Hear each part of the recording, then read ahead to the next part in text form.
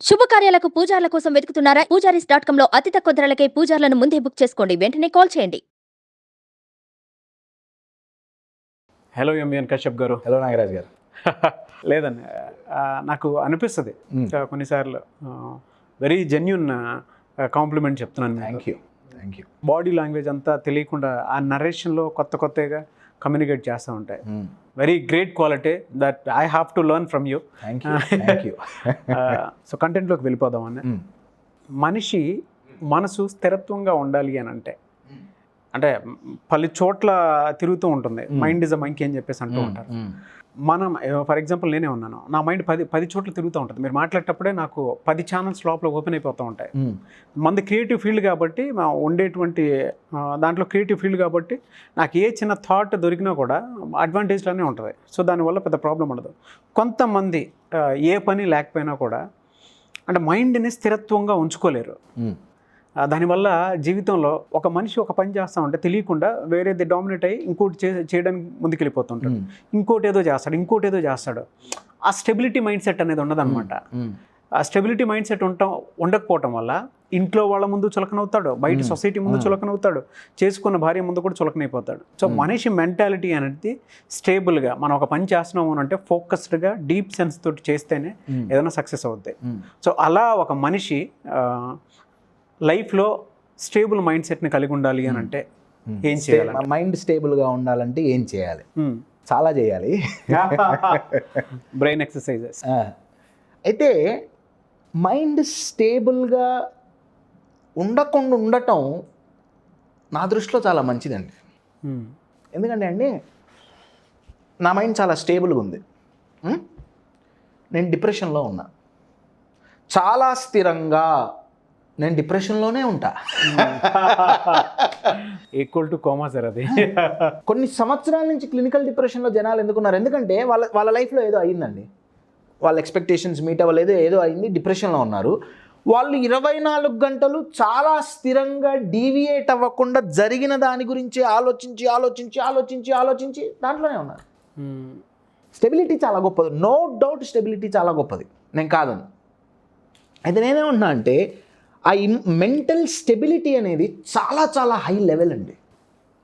దేనికి చెలించకుండా ఉండటం, నిశ్చలంగా, చాలా హై లెవెల్. ఇంపాసిబుల్ అని నేను చెప్పను, పక్కా పాసిబులే, నో డౌట్. అయితే అది ఒక లెవెల్ వాళ్ళకి సాధ్యం అండి. ప్రాబబ్లీ మాంక్ అనొచ్చేమో. అంత నిశ్చలంగా ఉన్న వాళ్ళని మాంక్ అనొచ్చు, MONK, మాంక్, సన్యాసి, మాంక్. అయితే మీరు ఇందాక అన్నట్టు మనం మాంక్ కాదు, మన మైండ్ మంకీ. మాంక్కి ఈ వైగలిస్తే మంకీ అయిందిగా. ఆ ఈయే మన ఎక్స్పెక్టేషన్స్. రోజు ఏదో ఒక గోల్ ఉంటుంది, ఎక్స్పెక్టేషన్స్ ఉంటాయి, మారుతుంటుంది. నేనేమంటా అంటే ఈ లెవెల్కి పోవాలి అంటే, స్టేబుల్గా ఉండాలి అంటే ఫస్ట్ స్ట్రాంగ్గా ఉండాలండి. ఇప్పుడు నా మైండ్ ఒకదాని నుంచి ఇంకో దానికి దూకుతుంది, నేను ఫస్ట్ ఆలోచించాల్సింది ఏంటంటే దేని మించి దేనికి దూకుతోంది. దూకకుండా ఉండదండి, నో డౌట్. కోతి కూర్చోదు. మీరు అన్నారు కదా మన మైండ్ మంకీ లాంటిదని. ఆయన గారివి, గాంధీజీ గారివి 3 కోతులు ఉన్నాయిగా. అవును. అవి కోతులే ఎందుకు పెట్టారు? కుక్కో పిల్లో నక్క ఎందుకు పెట్టకూడదు? ఒక గాడిదనో గుర్రాన్నో ఎందుకు పెట్టకూడదు? ఎందుకంటే మన మైండ్ మంకీ కదా. అవునవును. చెడు వినకు, చెడు మాట్లాడు. సో కోతి కూర్చోదు. కోతిని కూర్చోబెట్టాలనుకోవటం ఎంత ఫూలిష్నెస్సో, మైండ్ని కూడా స్టేబుల్గా ఉంచాలి అనుకుంటే ఈరోజు వ్యావహారిక సంబంధాల్లో నాకు తెలిసైతే మంచిది కాదు. కుదరదు అని నేను చెప్పట్లా, మంచిది కాదు అని నేను చెప్తున్నా. ఫస్ట్ దేని నుంచి దేనికి మారుతుంది? పాజిటివ్ నుంచి నెగిటివ్కి జంప్ అవుతుందా? పాజిటివ్ నుంచి పాజిటివ్కి జంప్ అవుతుందా? నెగిటివ్ నుంచి పాజిటివ్కి జంప్ అవుతుందా? దేని నుంచి దేనికి జంప్ అవుతుంది? అది చాలా ఇంపార్టెంట్ అండి. ఓకే. నెగిటివ్ నుంచి నెగిటివ్ జంప్ అవుతుంది, నెగిటివ్ నుంచి నెగిటివ్ జంప్ అవుతుందా? There we need to break the pattern. Jump అవ్వనియండి, నష్టం లేదు, జంప్ అవ్వాలి కూడా. కానీ దేని మించి దేనికి జంప్ అవుతుంది అదొకటి మనం చూసుకోవాలి. అది జాగ్రత్తగా మనం అనలైజ్ చేసుకోవాలి. నెంబర్ 1. నెంబర్ 2, హిప్నాసిస్లో హిప్నాసిస్ నేర్పే వాళ్ళకి ఇది నేర్పుతారండి. మైండ్ను వాళ్ళు స్టేబుల్గా ఉండమని చెప్పరు. వాళ్ళు ఒక టైం ఫ్రేమ్ ఇచ్చారు, 42 మినిట్సో 43 మినిట్సో. ఈ ఫ్రేమ్లో మైండ్ వేరే దాని మీదకి పోతుంది. దాన్ని హిప్నోటిక్ స్టేట్ అంటారు. ఓకే. వెరైటీ అనేది హ్యూమన్ మైండ్కి చాలా చాలా అవసరం అండి. ఎప్పుడు ఒకే దాని మీద కూర్చోమంటే కూర్చోదు మైండ్, ఎట్టి పరిస్థితుల్లో మారుతుంది. సో నెంబర్ 1, స్టెబిలిటీ కంటే ఫస్ట్ దేని మించి దేని మీదకు పోతుంది అది చూసుకోండి. నెంబర్ 1. నెంబర్ 2, ఒకదాని నుంచి ఒకదానికి పోయేటప్పుడు దేని మీదకు పోతుందో అది అవసరమైనదైతే చాలా బాగుంటుంది. నెంబర్ 2. నెంబర్ 3, స్టేబుల్ కంటే ముందు స్ట్రాంగ్ అవ్వాలి. మెంటల్గా స్ట్రాంగ్గా ఉండటం అంటే యూజువల్గా జనాలు ఏమనుకుంటారంటే ఇమోషన్స్ని 2గా డివైడ్ చేశారు. Positive, negative. Happiness positive, sadness negative, fear negative, ఇట్లా పాజిటివ్ నెగిటివ్ అని డివైడ్ చేశారు. సో జనాలు ఏమనుకుంటారంటే ఇమోషనల్గా లేదా మెంటల్గా స్ట్రాంగ్ ఉండటం అంటే ఓన్లీ పాజిటివ్ ఎమోషన్స్ ఎక్స్పీరియన్స్ చేయటం అనుకుంటారు. కానీ అది కుదరదు. నేను మీకు ఒక ఎగ్జాంపుల్ ఇస్తాను. ఒక 2 ఏళ్ల క్రితం ఓకే, మా తాతగారు చనిపోయారు. మా అమ్మగారు, నాన్నగారు. నేను ఖమ్మం వెళ్ళాను. నాకు మా తాతగారు అంటే చాలా ఇష్టం.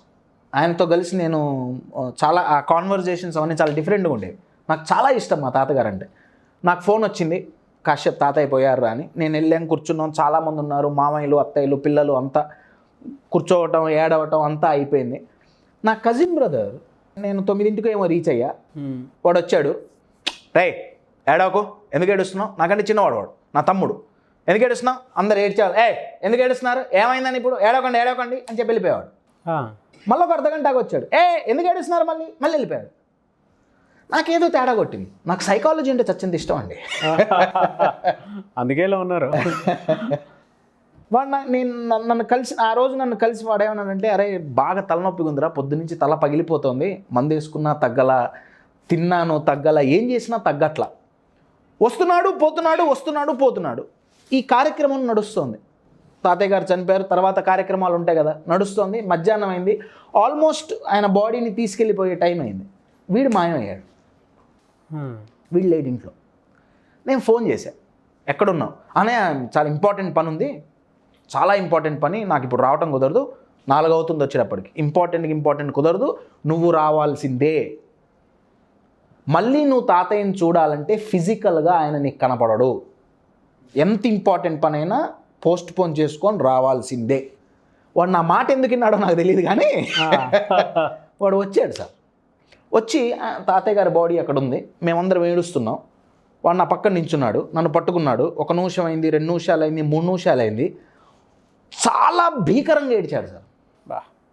ఒక 5-10 నిమిషాలు ఏడ్చాడు. నన్ను కౌగలించుకొని ఏడ్చాడు, మా పిన్నిని వాళ్ళ అమ్మని కౌగలించుకొని ఏడ్చాడు. తర్వాత తాతయ్యని తీసుకెళ్ళిపోయారు, అదంతా అయిపోయింది. స్నానాలు చేసి ఫ్రెష్ అయ్యి కూర్చున్నాం. వాడు వచ్చి నాతో ఏమన్నాడంటే, అరే నా తలనొప్పి అంతా పోయింది. తలనొప్పి ఎందుకు వచ్చిందంటే ఆ పిల్లగాడికి ఎమోషన్ అట్లా హోల్డ్ చేసి పట్టుకుని. అబ్సల్యూట్లీ. ఎందుకంటే ఆ పిల్లగాడికి మైండ్లో పడిన నమ్మకం ఏంటంటే, నేను మగపిల్లవాడిని, ఏడిస్తే తప్పు. బాధ అనేది వాడి మైండ్లో నెగిటివ్ ఇమోషన్గా ఫిక్స్ అయింది. వామ్మో నేను బాధపడుతున్నా అని తెలిస్తే, నువ్వు మగవాడివి, నువ్వు ఎట్లా బాధపడతావు? నువ్వు బాధపడకూడదు. ఎందుకు బాధపడకూడదు మగవాళ్ళు? అర్థమవుతుందా? ఇమోషనల్గా స్ట్రాంగ్ ఉండటం అంటే కింద పడకుండా ఉండటం కాదు, కింద పడి లేవటం ఇమోషనల్గా స్ట్రాంగ్ ఉండటానికి సిమ్టమ్ అండి. నేను కింద పడితే ఎంత ఫాస్ట్గా లేవగలిగితే నేను అంత స్ట్రాంగ్గా ఉన్నట్టు. You're getting my point? So mental stability కావాలంటే ముందు మెంటల్గా స్ట్రాంగ్గా అవ్వటం రావాలి. మెంటల్గా స్ట్రాంగ్గా అవ్వటం రావాలంటే ఇమోషన్స్ని పాజిటివ్ నెగిటివ్గా డివైడ్ చేయొద్దు. ఏ ఇమోషన్ అయినా మంచిదే. ఏ ఇమోషన్లో మీరు ఎంత టైం స్పెండ్ చేస్తున్నారు అదొక్కటి ముఖ్యం.